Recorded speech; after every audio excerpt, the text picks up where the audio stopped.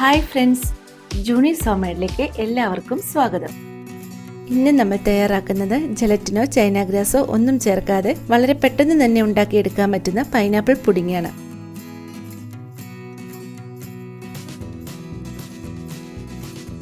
ഈ പുഡിങ്ങിനായി ഞാനിവിടെ പൈനാപ്പിൾ ചെറുതായി കട്ട് ചെയ്തെടുത്തിട്ടുണ്ട്. പിന്നെ വേണ്ടത് ഒരു പാക്കറ്റ് ആരോ റൂട്ട് ബിസ്ക്കറ്റാണ്. ബിസ്ക്കറ്റ് ഡിപ്പ് ചെയ്യാനായി കുറച്ച് പാൽ, പഞ്ചസാര, കണ്ടൻസ്ഡ് മിൽക്ക്, ഫ്രഷ് ക്രീം, ഇത്രയും സാധനങ്ങൾ മാത്രമേ ഇതിലേക്ക് ആവശ്യമായുള്ളൂ. ആദ്യം നമുക്ക് പൈനാപ്പിൾ ചെറുതായി ഒന്ന് കുക്ക് ചെയ്തെടുക്കണം. അതിനായി ഒരു പാൻ വെച്ച് അതിലേക്ക് പൈനാപ്പിളും കുറച്ച് പഞ്ചസാരയും ചേർത്തിളക്കി കൊടുക്കാം. പഞ്ചസാര പൈനാപ്പിളിൻ്റെ പുളിക്കനുസരിച്ച് ചേർത്ത് കൊടുക്കണം.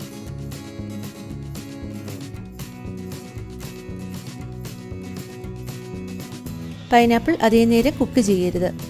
പഞ്ചസാര അലിഞ്ഞ് പൈനാപ്പിൾ കഷ്ണങ്ങളെ നന്നായി പിടിച്ചു കഴിയുമ്പോൾ ഓഫ് ചെയ്യാം.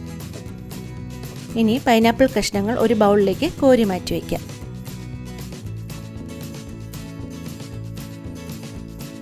ഇത് തണുക്കുന്ന സമയം കൊണ്ട് ബിസ്ക്കറ്റ് ലെയർ സെറ്റ് ചെയ്തെടുക്കാം. ചെറിയ ചൂടുള്ള പാലിലേക്ക് ബിസ്ക്കറ്റ് ഓരോന്നായി എടുത്ത് ഡിപ്പ് ചെയ്ത് കുഴിയുള്ളൊരു പാത്രത്തിലേക്ക് വെച്ചു കൊടുക്കാം. ഗ്യാപ്പ് വരുന്ന സ്ഥലം ബിസ്ക്കറ്റ് ചെറുതായി ഒടിച്ചു കൊടുത്ത് ഫില്ല് ചെയ്തെടുക്കാം.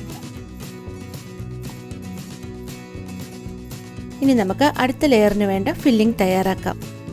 വേവിച്ചെടുത്ത പൈനാപ്പിളിലേക്ക് കുറച്ച് ഫ്രഷ് ക്രീം, മധുരത്തിനാവശ്യമായുള്ള കണ്ടൻസ്ഡ് മിൽക്ക് ഇവ ചേർത്ത് നന്നായി ഇളക്കിയെടുക്കാം.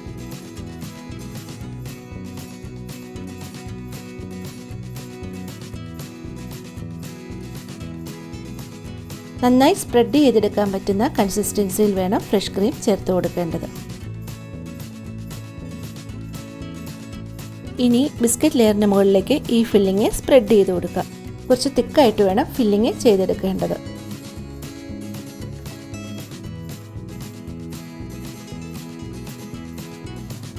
ഇനിയും ആദ്യം സെറ്റ് ചെയ്ത ബിസ്ക്കറ്റ് ലെയർ പോലെ തന്നെ അടുത്ത ലെയറും സെറ്റ് ചെയ്തെടുക്കാം.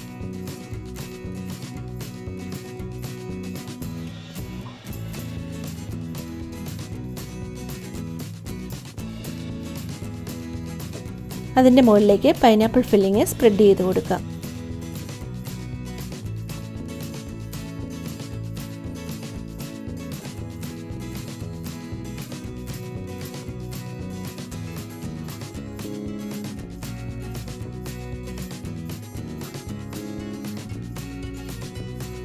ഇനി നമുക്കിത് നന്നായി കവർ ചെയ്ത് സെറ്റ് ആവാനായി ഫ്രിഡ്ജിലേക്ക് വയ്ക്കാം. 6 മണിക്കൂറെങ്കിലും കഴിഞ്ഞ് എടുക്കുന്നതാണ് കൂടുതൽ നല്ലത്. ഇപ്പോൾ നമ്മുടെ പൈനാപ്പിൾ പുഡിങ് തണുത്ത് നല്ല സെറ്റ് ആയിട്ടുണ്ട്. ഇനി ഇത് കട്ട് ചെയ്ത് ഒരു പ്ലേറ്റിലേക്ക് എടുക്കാം. ഇത്രയും ഈസി ആയിട്ടുള്ള ഈ റെസിപ്പി എല്ലാവരും ഒന്ന് ട്രൈ ചെയ്ത് നോക്കണം. അതുപോലെ ഈ ചാനൽ സബ്സ്ക്രൈബ് ചെയ്യാത്തത് സബ്സ്ക്രൈബ് ചെയ്ത് സപ്പോർട്ട് ചെയ്യാൻ മറക്കരുത്. താങ്ക്